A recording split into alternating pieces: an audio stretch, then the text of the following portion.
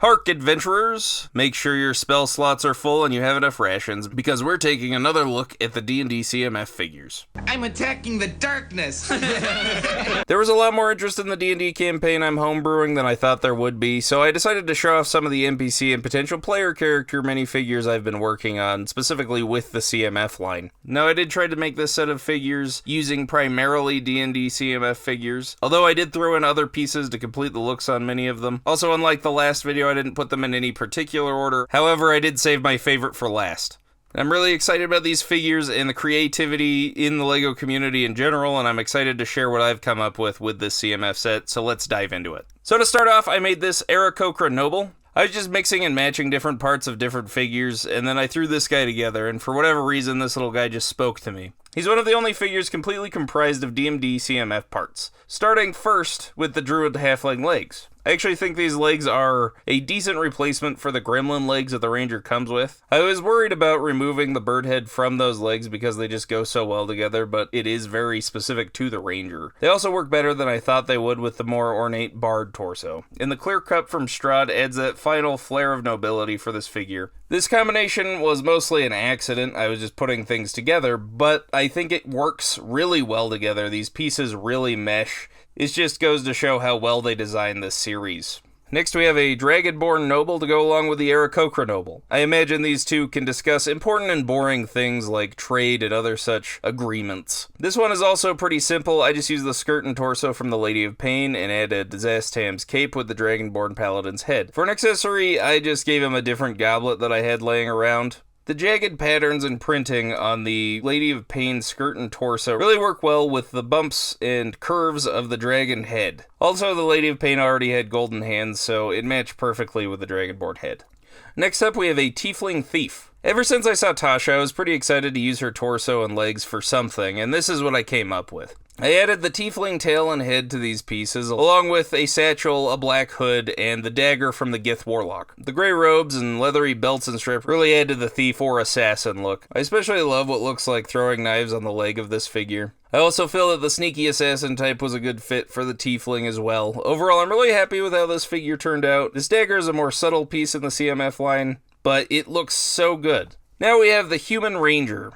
So in the comments of my last D&D video, a couple of you pointed out that the designers of the CMF series made the legs from the Elf Bard match up with the torso of the Aarakocra Ranger. Now, had I realized this at the time of making that video, there's a good chance that the Bard would be a bit higher up on the list, and as a result, a lot more people would be happy with my ranking of those figures. Anyway, I wanted to feature the humanoid legs with the Ranger torso here, and yes, they work incredibly well together.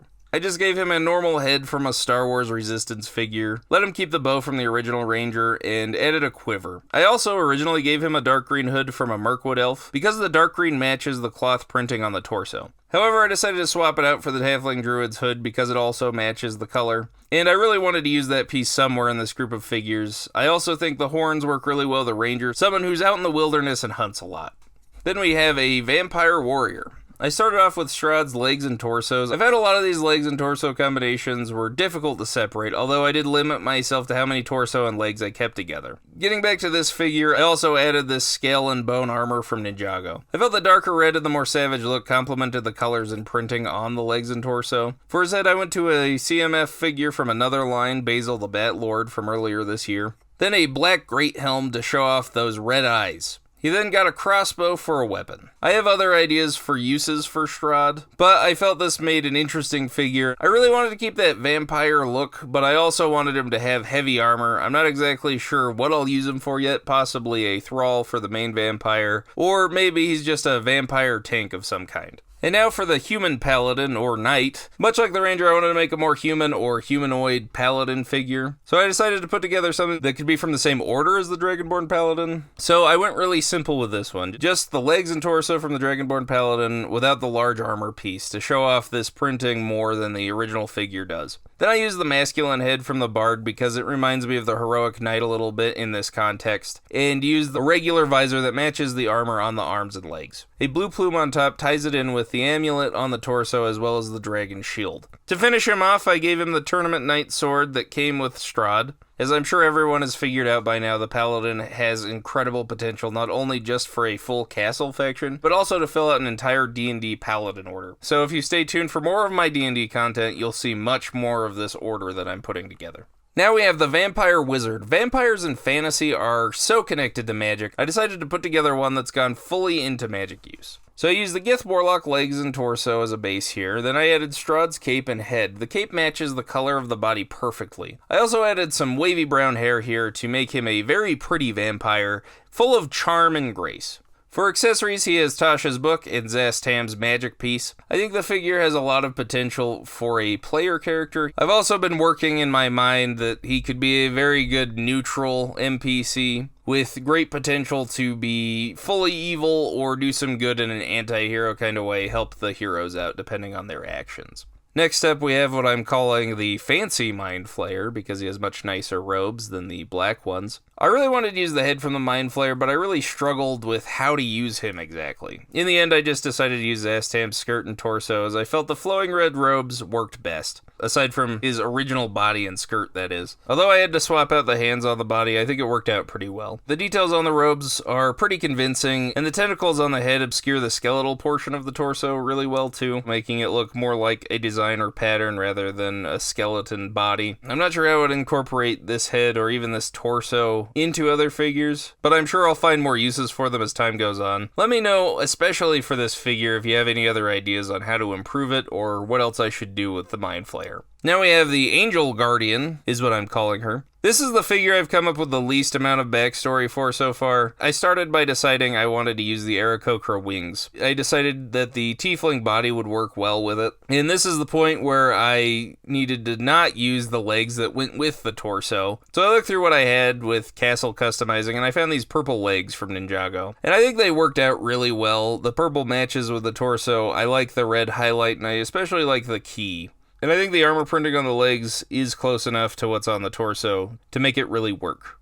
I gave her the female head from the Halfling Druid, and I think this works perfectly. I also topped her off with the tiefling hair just because I thought the horns would be a nice touch with the angel wings. And I'm actually pretty proud of how she turned out. Next, we have the Gith Fighter. So I used the Gith head specifically because it allowed me to pair the Barbarian Dwarf torso with the Series 25 Fierce Barbarian legs. I'm not sure how intentional it was on the designer's part, but these legs match up perfectly with the torso, and of course the yellow skin tone on the legs match up with the Gith head. Plus, I really like the markings around the eyes for this figure. I do have to point out again that an amazing and beautiful subscriber in the comments of my last D&D video talked about how these legs with this torso match up really well. I also gave her the fur trim from the Barbarian Dwarf, some braided hair because it looks nice and fits with the fur piece, then the Fierce Barbarian sword, and this awesome shield from the Viking village. Honestly, my castle figure building kicked in especially with this figure, so she'll likely end up there after I'm done with her in the D&D stuff.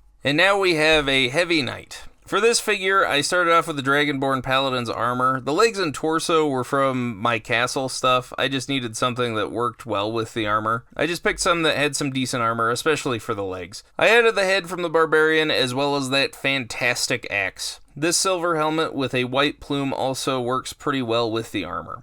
And for the shield, I have a couple different options. We can just give him back the dragon one. I think, again, he could be another member of that Paladin order. I also think this one with St. George's Cross also looks pretty cool. Yes, this is an official Lego piece that came in 2 sets. I was really surprised when I came across it. I also find giving the axe a longer handle to make it a 2-handed weapon looks pretty awesome too. Now we've come to my favorite figure that I've put together so far, the Necronome, or the Necronomeser. If you guys have any other ideas for names, please let me know in the comments. So this started when I added the legs from the Dwarf Barbarian to the Mind Flayer's torso, and I realized I needed to create this masterpiece. I added the Nightmare King's cape from Dreams and a gnome beard. Then I used the head from the greatest necromancer of all, Zastam. At that point I gave him the translucent red skull, and to complete the look, the Death Eater wizard hat. As you all know, I like necromancers, and I also really like gnomes. And thus, this beauty was born. I have a lot of story in mind for this character, and I'm really excited to get into it with this little guy. Although a couple of my players want to use him as their character, so we'll see exactly how he fits into the campaign, but rest assured he will be a big part despite his small stature. The Mind Flayer torso is perfect here. I did have to swap out the hands, and what really pulls this figure all together is the gnome Santa beard and the black wizard hat. I think without that, we wouldn't be able to have this beautiful figure in front of us today. And with that, that's all I've got so far to show for my campaign. Make sure to stick around for updates on what I'm doing there. I've got other characters that I'm using more CMF pieces for, as well as others that don't really use any CMF pieces, that just mostly use castle and other fantasy stuff that I could show off too. I've also got locations and buildings that I'm putting together, so let me know if you'd like to see any of that in more videos similar to this. Right now I'm mainly just planning on recording the campaign and editing it into episodes for the channel, but if you want to see anything else or a different format, just let me know in the comments. And thank you so much for watching. As always, I'm eager to hear from you, your thoughts in the comments. I really want to know what you think of these figures, what you would change on these figures, the figures you've come up with on your own, and especially if you want to see more content like this. And I'm super excited to engage in those conversations with you. Thanks again, and I really look forward to doing more D&D stuff with you guys, and we'll see you next time.